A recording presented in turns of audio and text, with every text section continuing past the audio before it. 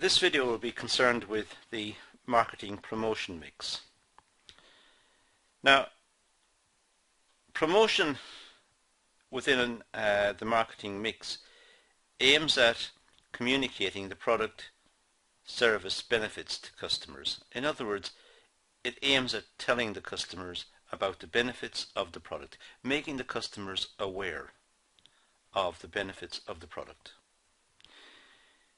Promotion can take many forms. It could be advertising, personal selling, sales promotion, and public relations. And it helps to build a strong brand image. So there isn't one way to promote a product. There are many ways, and many times and in many cases what happens is products are promoted using a mixture of different techniques. Advertising, personal selling, public relations. They're mixed. There's some of each involved. So what we're going to do in the video is to look at some more of these points and see how they fit into the overall understanding of the marketing promotion mix. So we'll start with personal selling. Personal selling aims to manage customer relations. Personal selling involves selling a product or service on a one-to-one basis. That's why it's personal selling. It's one-to-one. So it's sometimes face-to-face. It doesn't have to be face-to-face, but it could be face-to-face, as in the case of going to buy a product in a showroom or in a jewellery shop or going to buy a car. It could be one-to-one sales with the salesperson. It requires well-trained personnel for selling. The successful sellers usually are very articulate, know the product, can understand the customer needs, and can allay any fears involved in the purchase. And also sales, personal sales, may be to customers, but it could also be to retailers and wholesalers. In other words, the buyer at the wholesaler deals with the seller in the company. So it is sort of a personal selling. It's a one-to-one.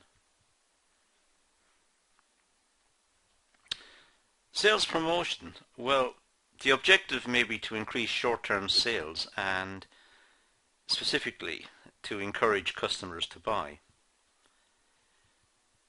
So with sales promotion, it's to encourage short-term sales.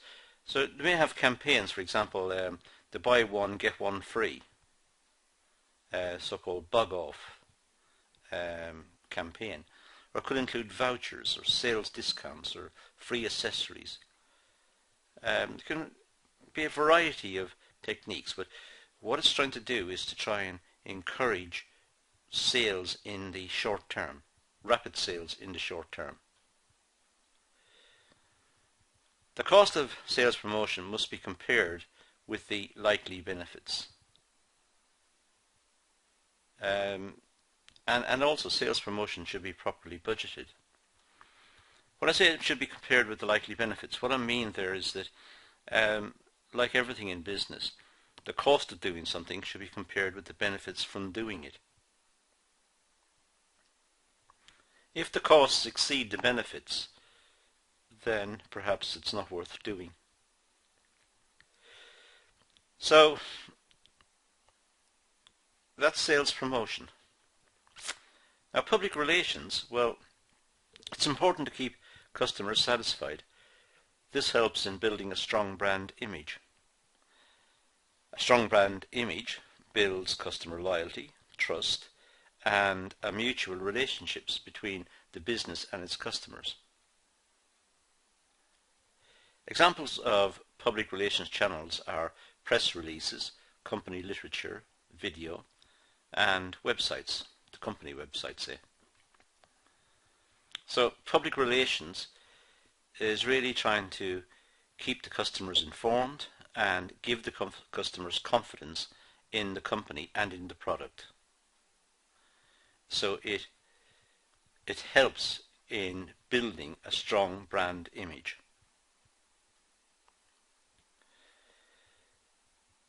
Another form of promotion could be direct mail. This uses a database of customer details, their preferences and so on, to target specific groups. Customers are categorized on similar likes and attributes. Once customers have been identified, the business may communicate with the customers in the form of mailing. For example, using a database of past customer emails to market a product. There are several issues worth noting on this one. One is that first of all, it's important to have the consent of the person on the database before they're contacted. There may be even legal issues involved in contacting people without their consent. But stepping aside from that, it's just not nice to send people unsolicited emails or unsolicited direct mail in the post. It could alienate the customer from the product and from the company. They are fed up perhaps receiving what they would classify as junk mail.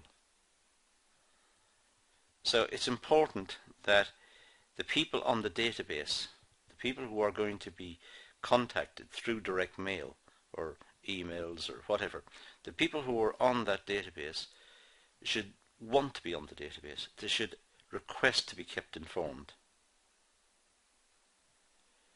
And that makes it an effective tool.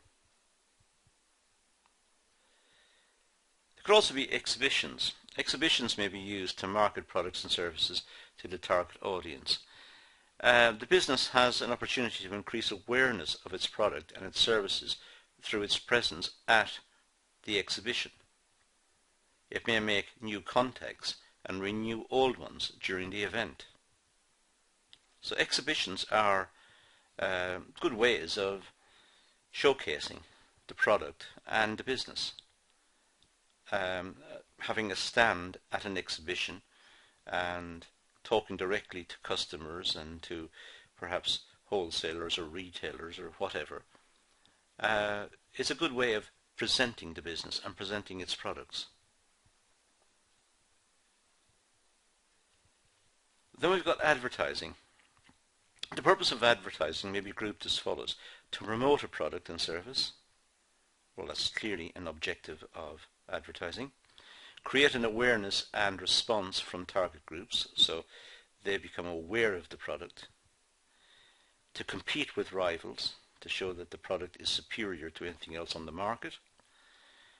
And to transmit information about the product.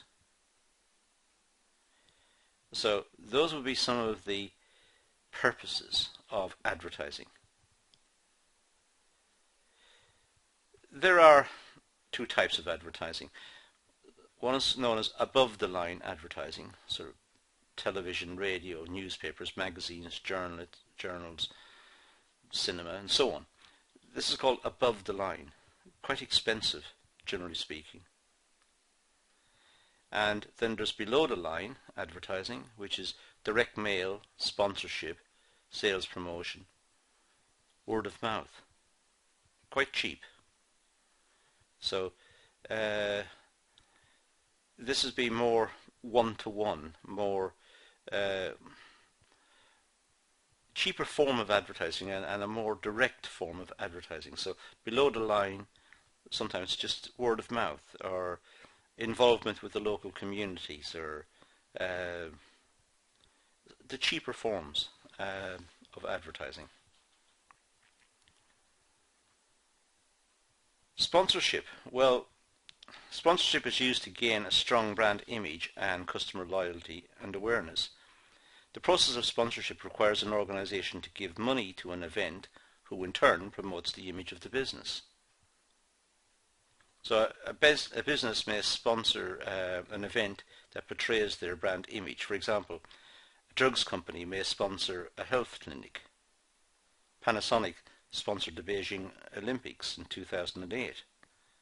The London Marathon is sponsored by Flora Margarine.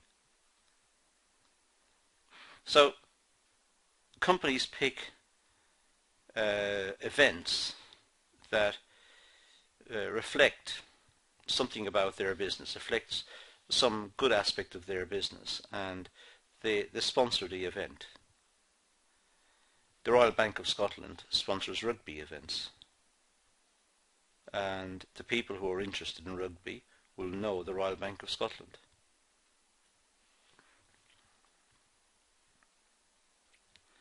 There's also viral marketing. Viral marketing takes place when a customer passes on recommendations or comments of a product or service.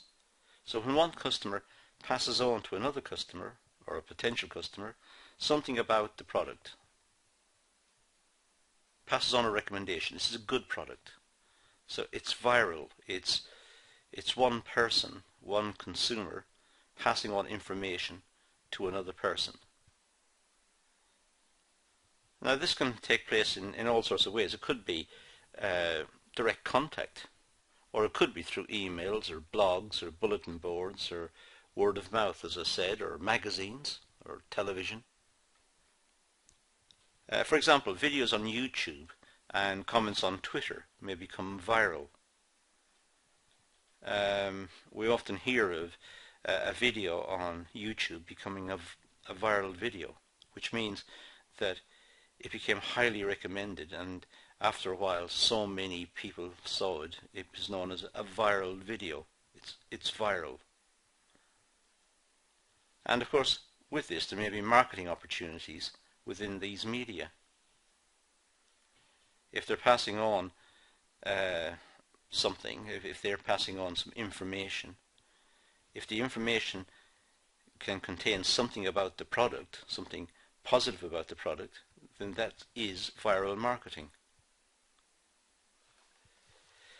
So in this short video of ours here, we've talked about various types of promotion and given you just a brief insight into each one of them.